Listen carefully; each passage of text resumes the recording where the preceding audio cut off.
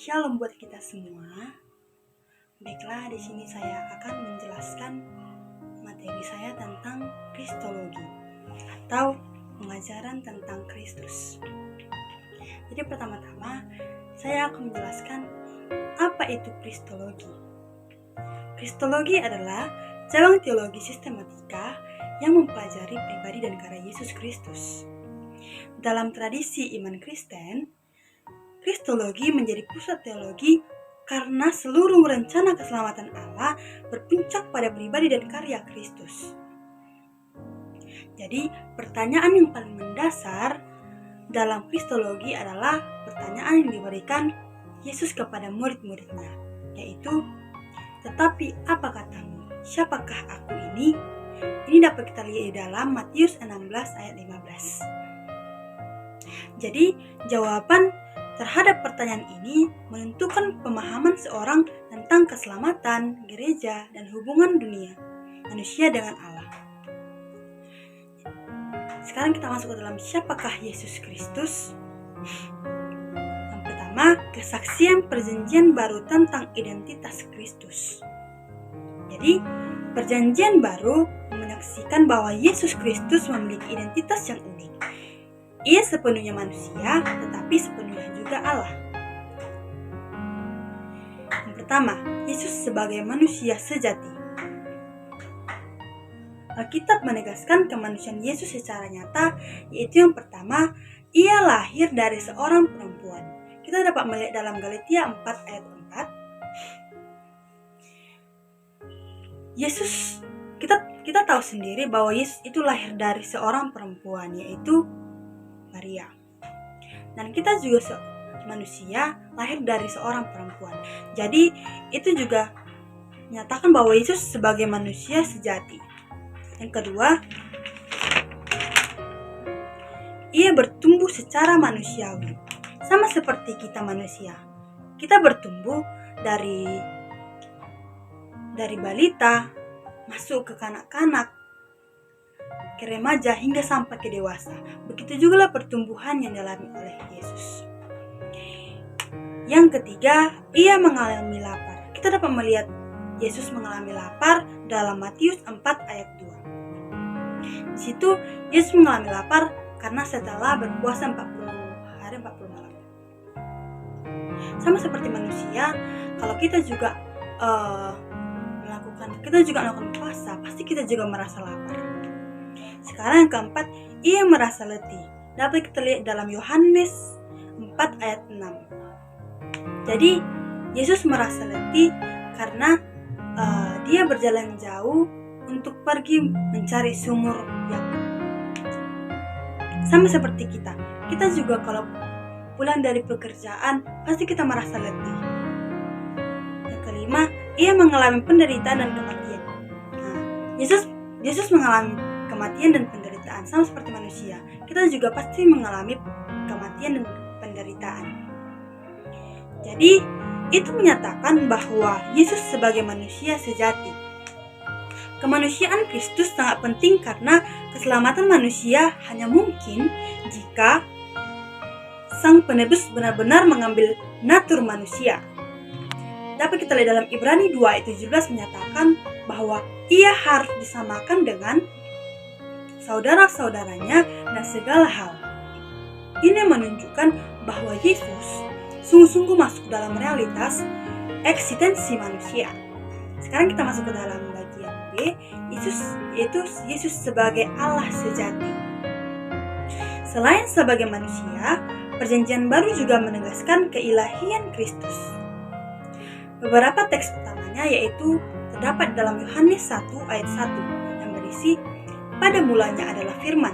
Firman itu bersama-sama dengan Allah dan firman itu adalah Allah." Nats keduanya terdapat dalam Yohanes 20 ayat 28, yaitu yang berisi, "Thomas menyebut Yesus, ya Tuhanku dan Allahku." Nats ketiga ada dalam Kolose 2 ayat 9 yang berisi, "Sebab dalam Dialah berdiam secara jasmania seluruh kepenuhan keallahan." Dengan demikian, Yesus bukan hanya seorang nabi atau guru moral, tetapi Allah yang menjelma menjadi manusia. Nah, sekarang kita masuk ke dalam gelar-gelar Kristologi. Dalam Perjanjian Baru, identitas Kristus dijelaskan melalui berbagai gelar teologis, yaitu ada beberapa. Yang pertama, Mesias atau Kristus, berarti yang diurapi. Yang kedua, Anak Allah, berarti menunjukkan relasi unik dengan Bapa. Yang ketiga, Anak Manusia, menunjukkan pada figur ekstologis dalam Daniel 7. Yang keempat, ada Tuhan atau Kyrios, gelar yang dalam Septuaginta digunakan untuk Yehuwa. Penggunaan gelar-gelar ini menunjukkan bahwa gereja mula-mula memahami Yesus dalam kerangka keilahian dan otoritas ilahi. Sekarang kita masuk ke dalam, setelah kita tadi membahas tentang apa sih kristologi itu, sekarang kita masuk ke dalam permasalahan kristologi. Nah, jadi dalam sejarah gereja, pemahaman tentang Kristus tidak selalu berjalan tanpa konflik. Banyak perdebatan teologis muncul terkait bagaimana memahami hubungan antara keilahian dan kemanusiaan Kristus. Beberapa problem utama dalam kristologi antara lain, yaitu yang pertama, bagaimana Allah bisa menjadi manusia? Ini adalah paradoks teologis terbesar dalam kekristenan. Allah yang transenden dan kekal masuk ke dalam sejarah manusia yang terbatas, yaitu dalam Yohanes 1 ayat 14 menyatakan firman itu telah menjadi manusia dan diam di antara kita. Pertanyaan teologisnya, apakah keilahian Kristus berubah ketika ia menjadi manusia? Apakah kemanusiaannya nyata atau hanya tampak? Nah, sekarang saya akan menjawab pertanyaan tersebut. Pertanyaan yang pertama tadi yang dikatakan bahwa apakah keilahian Yesus berubah ketika ia menjadi manusia? Jadi keilahian Yesus Kristus tidak berubah sama sekali walaupun ia menjadi manusia. Jadi saudara-saudari, walaupun Yesus itu lahir ke dunia dan hidup seperti manusia biasa, sebenarnya dia itu tetaplah Allah. Dia tidak kehilangan kuasanya hanya karena dia jadi manusia. Tapi hanya saja dia memilih untuk merendahkan diri dan hidup seperti manusia. Jadi keilahian itu tetaplah sama, tidak berkurang dan tidak berubah. Bukan berarti dia berubah jadi setengah Allah dan setengah manusia.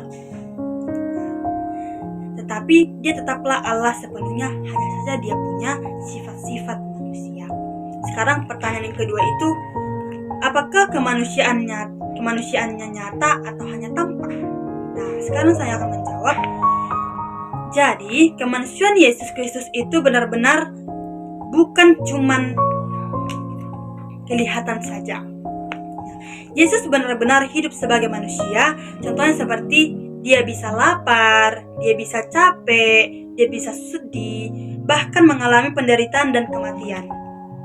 Itu menunjukkan bahwa kemanusiaannya itu benar-benar nyata. Kalau dia hanya tampak manusia, berarti dia tidak benar-benar merasakan apa yang manusia rasakan. Jadi, Yesus bukan pura-pura jadi manusia, tetapi benar-benar jadi manusia.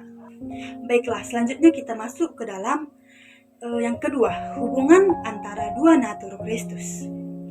Jadi, pertanyaan lain yang muncul yaitu, apakah Yesus memiliki dua natur terpisah? Apakah natur manusia bercampur dengan natur ilahi? Nah, apakah salah satu natur lebih dominan? Jadi, pertanyaan-pertanyaan ini melahirkan berbagai ajaran yang kemudian dianggap sebagai heresi atau ajaran sesat. Jadi, di sini saya akan menjawab pertanyaan-pertanyaan tersebut. Nah, pertanyaan pertama tadi, apakah Yesus memiliki dua natur terpisah? Jawabannya tidak. Yesus tidak memiliki natur yang terpisah, tetapi memiliki dua natur yang bersatu dalam satu pribadi. Dalam ajaran Kristologi, Yesus dipahami sebagai satu pribadi Kristus dengan dua natur, yaitu nabi, natur ilahi, dan natur manusia. Natur ilahi yaitu sebagai Allah, dan natur manusia itu sebagai manusia sejati. Jadi kedua natur ini tidak bercampur dan tidak jadi setengah Allah dan setengah manusia. Tidak berubah, tidak terbagi, dan tidak terpisah. Selanjutnya pertanyaan yang kedua.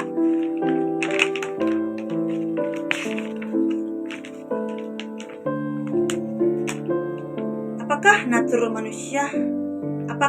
manusianya bercampur dengan natur ilahi? Nah, jadi jawabannya tidak. Natur manusia Yesus tidak bercampur dengan natur ilahinya. Pertanyaan yang ketiga, apakah salah satu natur lebih dominan? Jawabnya tidak. Tidak ada natur yang lebih dominan dalam diri Yesus Kristus. Karena dalam ajaran Kristologi, kedua natur ilahi dan manusia sama-sama utuh dan sempurna. Tidak saling mengalahkan, tidak ada yang lebih tinggi atau lebih dominan.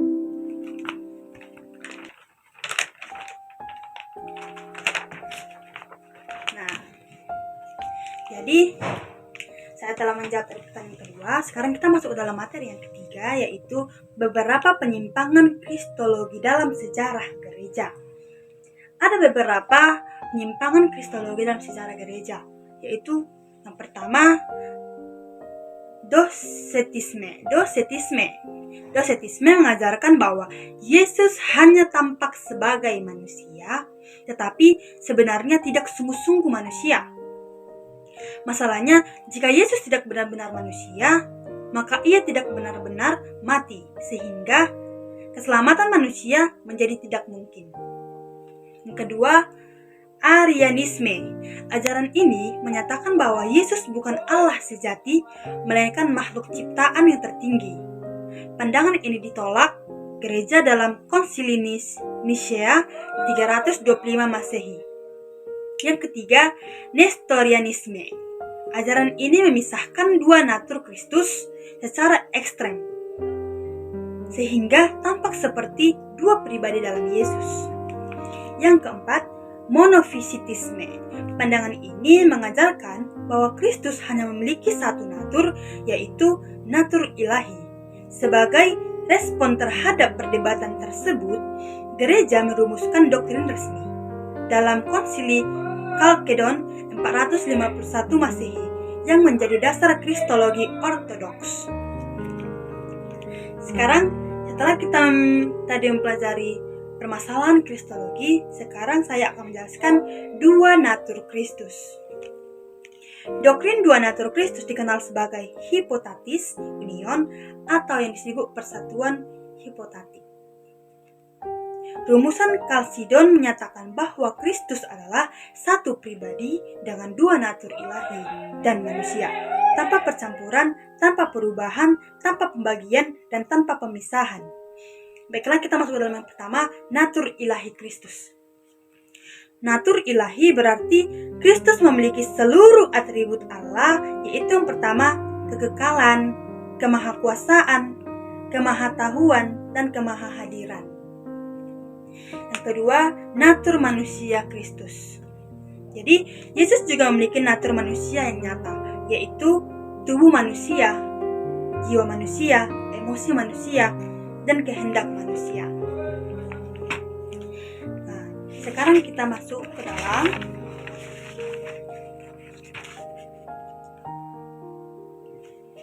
yang ketiga, persatuan dua natur.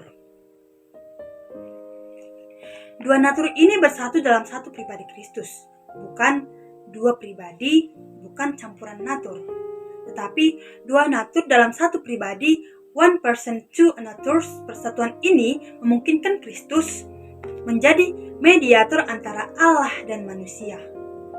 Dapat kita lihat dalam 1 Timotius 2 ayat 5. Nah, setelah kita tadi membahas tentang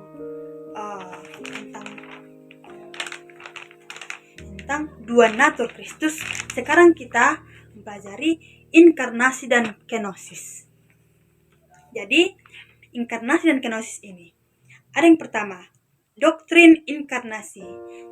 Inkarnasi berasal dari kata Latin yaitu incarnation yang berarti menjadi daging. Inkarnasi adalah tindakan Allah, anak yang mengambil natur manusia tanpa kehilangan keilahiannya. Jadi ayat utamanya itu yaitu terdapat dalam Yohanes 1 ayat 14. Yaitu yang berisi firman itu telah menjadi manusia.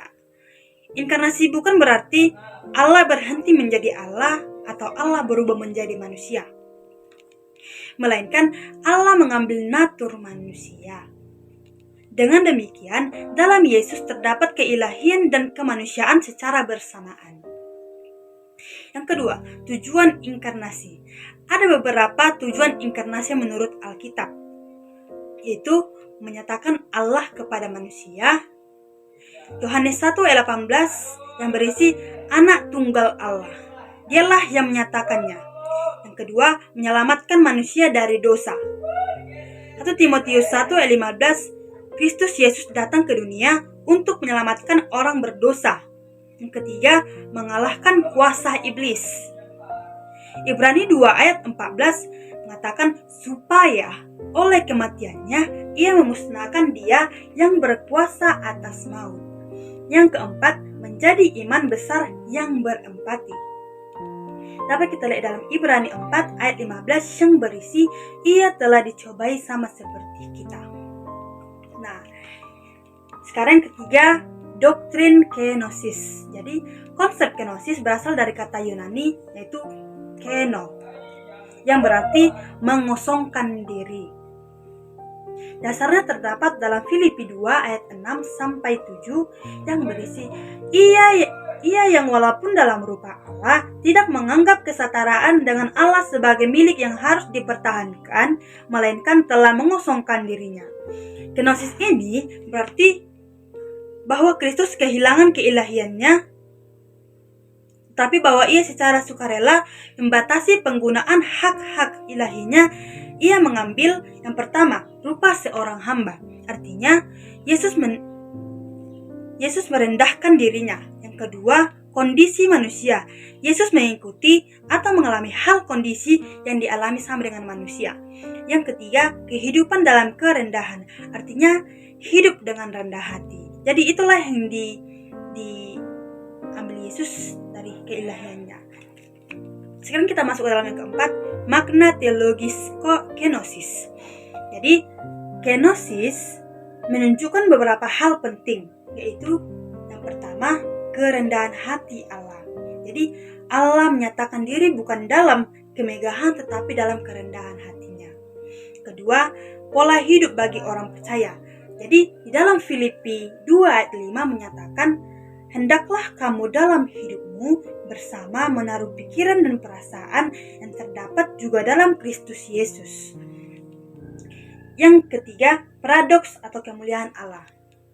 Dalam teologi salib, kemuliaan Allah justru dinyatakan melalui penderitaan dan pengorbanan Kristus. Jadi kesimpulan teologisnya, Kristologi menegaskan bahwa Yesus Kristus adalah pusat wahyu Allah dan karya keselamatan. Alkitab menyatakan bahwa ia adalah Allah sejati dan manusia sejati, yang bersatu dalam satu pribadi. Inkarnasi dan kenosis menunjukkan bahwa Allah mendekati manusia bukan melalui kekuasaannya semata, tetapi melainkan kasih yang merendahkan diri. Dengan demikian, Kristologi bukan sekedar doktrin teologis, tetapi dasar iman Kristen yang menentukan pemahaman tentang keselamatan, gereja, kehidupan Kristen. Sebagaimana ditegaskan oleh Rasul Paulus, karena di dalam dialah tersembunyi segala harta, hikmat, dan pengetahuan. Dapat kita lihat dalam Kolose 2 ayat 3. Sekarang kita masuk ke dalam poin yang 3, jabatan Kristus, atau yang disebut dengan munus triplex. Dalam teologi sistematika, karya Kristus sering dipahami melalui konsep 3 jabatan Kristus yang dikenal sebagai munus triplex atau threefold office, yaitu nabi, iman, dan raja. Konsep ini berakar pada struktur kepemimpinan religius dalam Perjanjian Lama, di mana Allah memimpin umatnya melalui 3 fungsi utama: nabi yang menyampaikan firman Allah, iman yang menjadi perantara antara Allah dan manusia, raja yang memerintah umat Allah dalam Perjanjian Baru. Ketiga fungsi tersebut mencapai kepenuhannya dalam pribadi Yesus Kristus. Ia bukan sekedar menjalankan salah satu jabatan tersebut, tapi menggenapi ketiganya secara sempurna. Jadi, yang pertama, saya akan menjelaskan ketiga jabatan Kristus ini, yaitu yang pertama, Kristus sebagai nabi. Nah, dalam Perjanjian Lama, nabi adalah orang yang dipanggil Allah untuk menyampaikan firman-Nya kepada umat. Nabi berfungsi sebagai mediator wahyu, yaitu menyatakan kehendak Allah kepada manusia. Dasar alkitabiahnya dapat kita lihat di dalam Ulangan 18 ayat 15, yaitu menyatakan nubuat tentang nabi yang akan datang, seorang nabi dari tengah-tengahmu. Seperti aku dibangkitkan bagimu oleh Tuhan Allahmu. Jadi, Perjanjian Baru memahami nubuat ini sebagai referensi kepada Kristus atau Kisah Para Rasul 3 ayat 22. Yesus menjalankan fungsinya kenabiannya dengan, yaitu yang pertama, memberitakan kerajaan Allah, dapat kita lihat dalam Markus 1 ayat 14-15. Yang kedua, mengajar dengan otoritas ilahi, dapat kita lihat dalam Matius 7 ayat 29.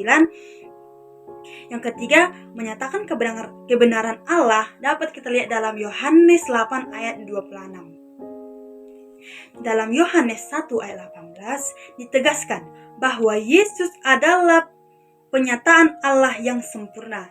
Tidak seorang pun yang pernah melihat Allah, tetapi Anak Tunggal Allah, Dialah yang menyatakannya.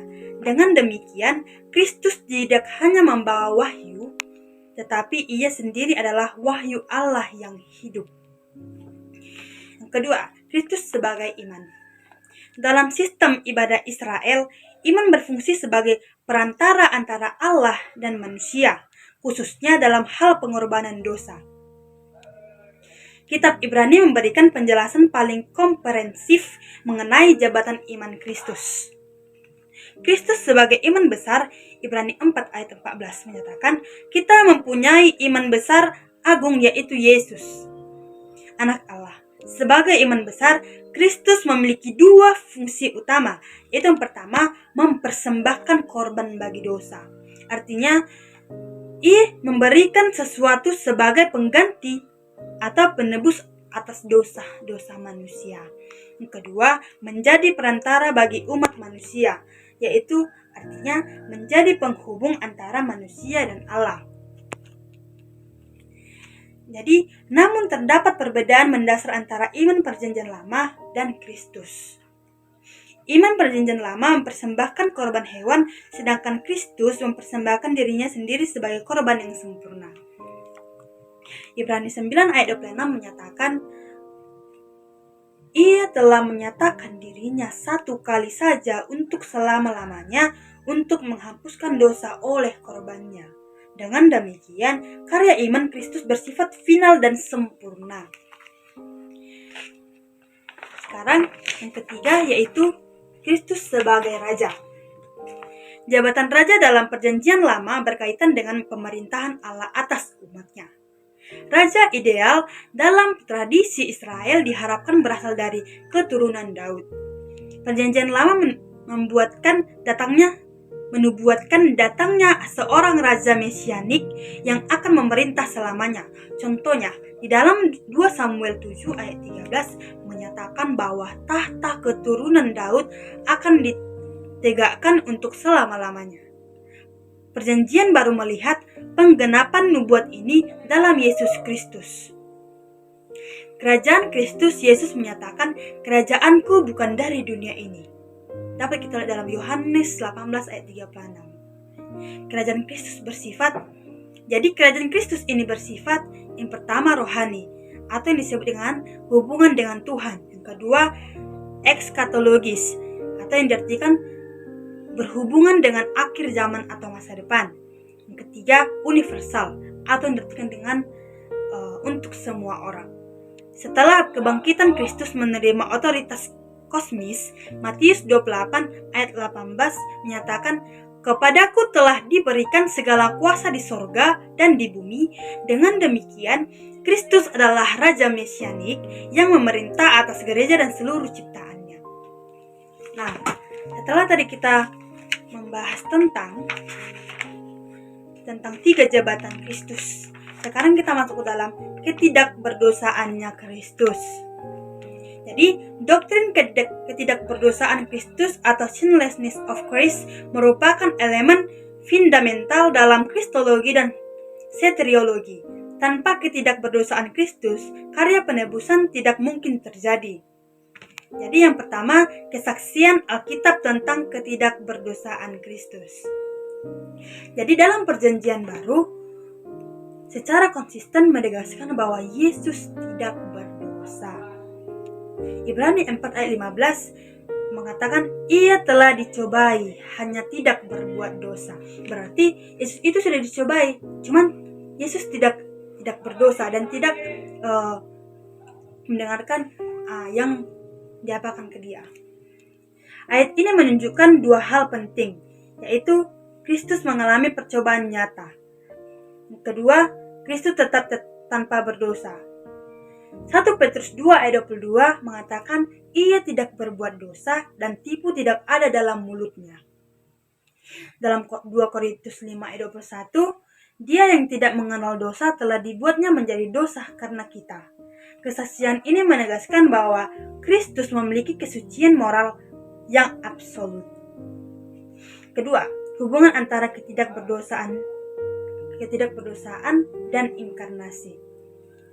Ketidakberdosaan Kristus berkaitan dengan cara inkarnasinya. Kristus dikandung oleh Roh Kudus, dapat kita lihat dalam Lukas 1 ayat 35, sehingga ia tidak mewarisi natur dosa yang biasa dimiliki manusia. Dengan demikian, Kristus memiliki natur manusia sejati dan tetapi tanpa natur dosa. Ketiga, implikasi soteriologis. Jadi, ketidakberdosaan Kristus sangat penting bagi doktrin penebusan. Hanya korban yang tanpa cacat yang dapat diterima oleh Allah. Konsep ini telah digambarkan dalam sistem korban Perjanjian Lama, yaitu Kristus sebagai anak domba Allah yang menghapus dosa manusia. Dalam Yohanes 1 ayat 29 mengatakan, "Karena Kristus tanpa dosa, ia dapat menjadi pengganti manusia yang berdosa." Baiklah, selanjutnya kita masuk ke dalam karya Kristus. Dalam teologi sistematika, karya Kristus biasanya dipahami dalam kerangka soteriologi, yaitu karya penyelamatan Allah melalui Kristus. Karya Kristus dapat dilihat dalam beberapa tahap utama, yaitu yang pertama, kehidupan Kristus. Kehidupan Yesus bukan hanya mempersiapkan bagi penyaliban, tetapi bagi integral dari karya penebusan selama hidupnya Kristus. Yaitu ada beberapa, yaitu pertama, menaati hukum Allah secara sempurna. Yang kedua, menyatakan karakter Allah. Yang ketiga, menghadirkan kerajaan Allah. Ketaatan Kristus sering disebut sebagai ketaatan aktif atau active obedience. Nah, yang kedua, kematian Kristus. Jadi, kematian Kristus disalibkan merupakan pusat karya keselamatan. Perjanjian Baru menafsirkan kematian Kristus melalui beberapa konsep teologis, yaitu yang pertama, penggantian. Kristus mati menggantikan manusia berdosa. Yesaya 53 ayat 5 menyatakan, "Dia tertikam oleh karena pemberontakan kita." Jadi, kita bayangkanlah, Yesus rela ditikam hanya karena setiap dosa kita. Yang kedua, penebusan atau redemption. Penebusan menunjukkan pada pembebasan manusia dari kuasa dosa melalui pembayaran harga. Atau Markus 10 dalam 45 menyatakan, "Anak manusia datang untuk memberikan nyawanya menjadi tebusan bagi banyak orang." Yang ketiga, pendamaian atau reconciliation. Melalui salib, hubungan antara Allah dan manusia dipulihkan. Dalam Roma 5 ayat 10 menyatakan bahwa manusia diperdamaikan dengan Allah melalui kematian Kristus. Yang keempat, perdamaian dosa atau propitiation. Kematian Kristus memuaskan keadilan Allah terhadap dosa. Dalam Roma 3 ayat 25 menyatakan bahwa Kristus menjadi korban pendamaian. Yang ketiga, kebangkitan Kristus. Kebangkitan merupakan konfirmasi ilahi terhadap karya Kristus. Tanpa kebangkitan, kematian Kristus tidak memiliki makna penyelamatan. Dalam 1 Korintus 15 ayat 17 menyatakan, jika Kristus tidak dibangkitkan, maka sia-sialah iman kamu. Jadi kebangkitan menunjukkan kemenangan atas dosa, kemenangan atas maut, dan awal ciptaan baru. Poin yang keempat, kenaikan Kristus. Jadi setelah kebangkitan, Kristus naik ke surga dan dimuliakan. Dalam Efesus 1 ayat 20-21 menggambarkan bahwa Kristus sekarang duduk di sebelah kanan Allah. Jadi kenaikan menunjukkan pemulihan Kristus, pemerintahan Kristus atas gereja. Poin yang kelima, pelayanan Kristus saat ini. Jadi Kristus tidak berhenti bekerja setelah kenaikannya. Ia terus menjalankan pelayanannya sebagai imam besar yang menjadi pengantara, sebagai kepala gereja, raja atas segala ciptaan di dunia ini. Sekarang poin yang keenam, kedatangan Kristus yang kedua kalinya. Jadi karya Kristus akan mencapai kepenuhannya dalam prosia atau kedatangan kembali. Pada saat itu, yang pertama, Kristus akan menghakimi dunia. Kerajaan Allah akan dinyatakan secara penuh dan penebusan ciptaan akan disempurnakan. Jadi kesimpulan teologisnya, Kristologi menunjukkan bahwa karya keselamatan Allah mencapai puncak dalam pribadi dan karya Yesus Kristus sebagai Nabi. Kristus menyatakan Allah kepada manusia. Yang kedua, iman. Kristus mempersembahkan dirinya sebagai korban bagi dosa. Yang ketiga, Raja. Kristus memerintah atas umat Allah dan seluruh ciptaan. Jadi ketidakberdosaan Kristus menjadikannya korban yang sempurna, sedangkan karyanya dalam kehidupan, kematian, kebangkitan, dan kenaikannya membuka jalan keselamatan bagi umat manusia. Dengan demikian, Kristologi bukan hanya doktrin teologis, tetapi fondasi bagi pemahaman tentang keselamatan gereja dan pengharapan ekstologis umat Kristen. Baiklah, sekian materi pembahasan tentang Kristologi yang telah saya bawakan. Mudah-mudahan itu dapat menambah pengetahuan dan wawasan bagi